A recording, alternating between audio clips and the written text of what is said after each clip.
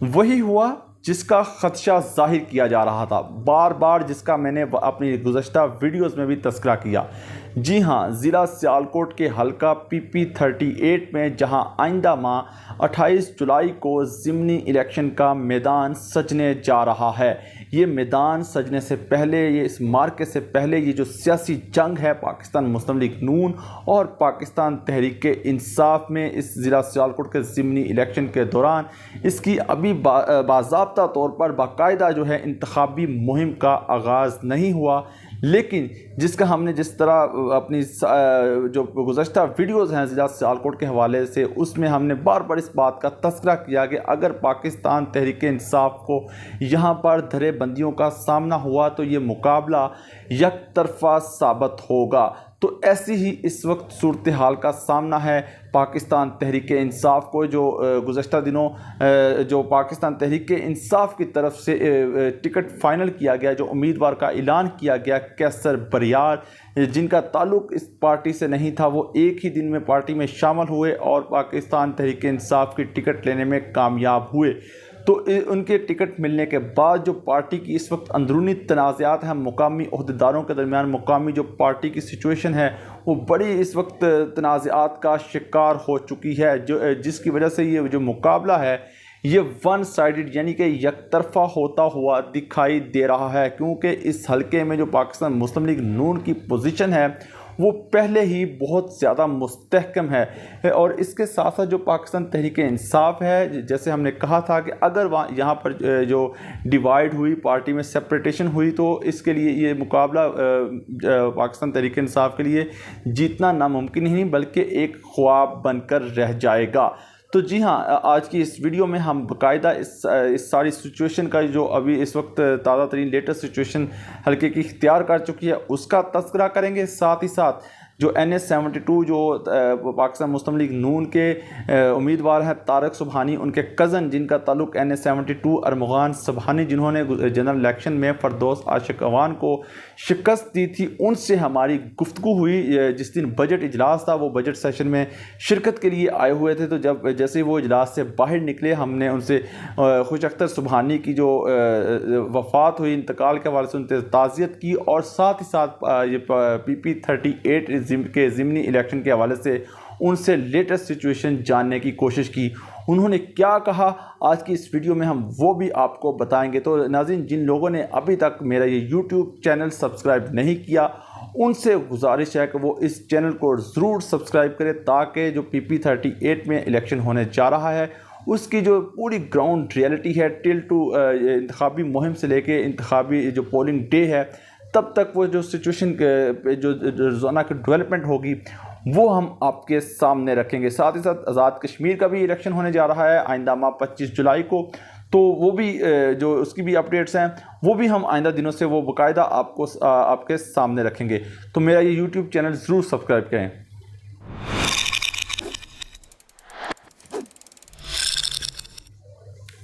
अस्सलाम वालेकुम। नई सोच और नई खबर के साथ मैं हूं उमर खयाम। नाज़रीन, जैसे हमने अपने इंट्रो में तज़किरा किया कि PP 38 में जहां पर ज़िमनी इलेक्शन की जो हलचल है अब बाकायदा आगाज़ हो चुका है, अब वो ख़बरों में है, अब उसकी जो ख़बरें हैं वो गर्दिश कर रही हैं। कुछ अच्छी खबरें नहीं पाकिस्तान तहरीक इंसाफ के हवाले से आ रही, क्योंकि पाकिस्तान तहरीक इंसाफ के जो इस वक्त टिकट होल्डर हैं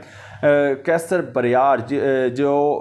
पहले पाकिस्तान मुस्लिम लीग काफ का हिस्सा थे, उनके बड़े भाई सलीम बरियार, और जैसे ही वो पार्टी में इस शर्त पर शामिल हुए कि उन्हें पाकिस्तान तहरीक इंसाफ की तरफ से इस ज़िमनी इलेक्शन लड़ने के लिए टिकट फराहम किया जाए, तो टिकट उनको मिल गया है। अब उस टिकट के मिलने के बाद, टिकट के जारी होने के बाद जो इस वक्त पार्टी की पोजीशन है वो नाजुक है। वो इस वक्त, क्योंकि दूसरी तरफ जो जनरल इलेक्शन में जो भली साहब हैं जिन्होंने 40,000 से ज़ायद वोट लिए थे, वो इस टाइम भरपूर उन्होंने भी अपने कागजात नामजदगी जमा करवा रखे हैं, आज़ाद हैसियत से वो इलेक्शन लड़ने की तैयारी कर रहे हैं, भरपूर मुखालफत कर रहे हैं। और सोशल मीडिया पर भी इस वक्त जो पार्टी ओहदेदार हैं और पार्टी के जो वहाँ पे कारकुन हैं और जो मुकामी ओहदेदार हैं उनमें शदीद गम और गुस्सा भी किसी लिहाज तक पाया जा रहा है, क्योंकि अनएक्सपेक्टेड समझा जा रहा है ये टिकट जो जारी किया गया है कैसर बरियार साहब को, क्योंकि एक सरमायादार तबके से ताल्लुक़ रखते हैं और इस time president chamber of commerce भी हैं, टैलेंट स्पोर्ट्स के ये मालिक भी हैं, और सरमाया की होने की बुनियाद पर इनको टिकट दिया गया ताकि अपने सरमाया की, क्योंकि इतना तो इनका वोट बैंक नहीं है, पहली दफ़ा ये इलेक्शन लड़ रहे हैं, तो सिर्फ सरमाए की बुनियाद पर, और दूसरा क्योंकि इस हलके का जो PP 38 में यहाँ पर जो जट बरादरी है उसकी एक कसीर तादाद मौजूद है, इन चीज़ों को मद्देनज़र रखते हुए पार्टी की तरफ से टिकट दिया गया। फरदौस आशिक़वान जो वज़ीर आला पंजाब की मुआविन ख़ुसूसी है, उनका भरपूर किरदार है इनको टिकट दिलाने में। गो के ये बात भी यहाँ पे अहम है कि जिस तरह अगर सैयद अहमद भल्ली साहब का भी अगर इस हलके से ताल्लुक़ नहीं है PP 38 से, तो कैसर बरियार साहब का भी इस हलके से इनका ताल्लुक़ नहीं है अगर इस हवाले से परखा जाए तो जो इस वक्त जो सिचुएशन है, जैसे हमने कहा कि वो इस टाइम आज़ाद इलेक्शन लड़ रहे हैं वली साहब, अभी तक की जो सिचुएशन है वो आज़ाद हैं, और ये कैसर बरियार जिन्होंने गुज़श्ता रोज़ से अपनी इंतखाबी मुहिम का भी आगाज़ कर दिया है, कार्डन मीटिंग की गई हैं और जलसे जुलूस भी अब शुरू कर दिए इन्होंने बाकायदा तौर पर। आज कुछ जो पार्टी रहनुमा थे और जो ताजर बरादरी है, उनसे भी कैसर बरियार ने जो पार्टी की हिमायत और अपनी हिमायत मांगने का उनसे मांगी है कि उनको इलेक्शन के में जीत के लिए उनके लिए किरदार अदा करें। तो जो हमने बात की कि अगर ये तनाज़ात जारी रहते हैं, अगर ये 28 जुलाई तक ये इलेक्शन दो धरे तरीके इंसाफ के ये इलेक्शन लड़ते हैं तो वोट डिवाइड होगा, और इस सूरत में जो पाकिस्तान मुस्लिम लीग नून के उम्मीदवार तारिक सुबहानी हैं, उनका पलड़ा जो है पहले ही हम जैसे एक अपना ग्राफ हमने आपको बताया कि 60-40 का मुकाबला है, तो अगर ये धरेबंदी का शिकार रही PTI तो ये जो ग्राफ है ये आगे ऊपर जाकर 80-20 यानी कि 80 और 20 का मुकाबला रह जाएगा। ये यकतरफा मुकाबला साबित होगा, क्योंकि इस वक्त समझा जा रहा है पार्टी की तरफ से कि पैसे की बुनियाद पर शायद ये इलेक्शन जीता जा सकता है। नहीं, बिल्कुल नहीं। ये सारा ये जो एरिया है जहाँ पे ये इलेक्शन होने जा रहा है PP 38, ये सियालकोट के तमाम देहाती जो इलाके हैं उनका जो वहाँ वो इसमें इस हलके में आते हैं। ये सारे इसमें ज़्यादातर जो मोस्टली जो इस हलके में ज़्यादातर देहात हैं, तो देहातों के वोट में ज़्यादा गुज्जर बरादरी और जाट बरादरी है। जाट बरादरी जैसे हमने कहा कि वोट डिवाइड होगा, कुछ कैसर बरियार को उस तरफ भली साहब हैं, वो भी पार्टी के लास्ट टाइम पार्टी तरीके इंसाफ की तरफ से इलेक्शन लड़ा था, और ये इस वजह से ये जो वोट है इन दोनों के दरमियान डिवाइड होगा। और दूसरी तरफ जो पाकिस्तान मुस्लिम लीग नून का वोट है वो तो अपनी जगह कायम है, और दूसरा जो सुबहानी फैमिली का वोट है वो पक्का वोट उनके साथ खड़ा है, क्योंकि सुबहानी फैमिली का एक खासा रहा है कि उन्होंने अपने जो हलके में जो लोगों के काम आए हैं, उनका डेरा जो जैसे हमने पहले कहा कि उनकी जो गैदरिंग है, सराउंडिंग है, और जो बड़े लोगों के काम आए हैं, जिस वजह से उनका एक अपना भी वोट बैंक बहुत ज़्यादा मजबूत है जो तंग करेगा। इसलिए अगर पाकिस्तान तहरीक इंसाफ सुबहानी फैमिली को टफ़ टाइम देना चाहती है तो इस वक्त पार्टी को यकजा होकर इलेक्शन लड़ना होगा, और किसी एक को टिकट जारी, अगर कैसर बरियार को टिकट जारी किया है तो भली साहब की इसमें जो है वो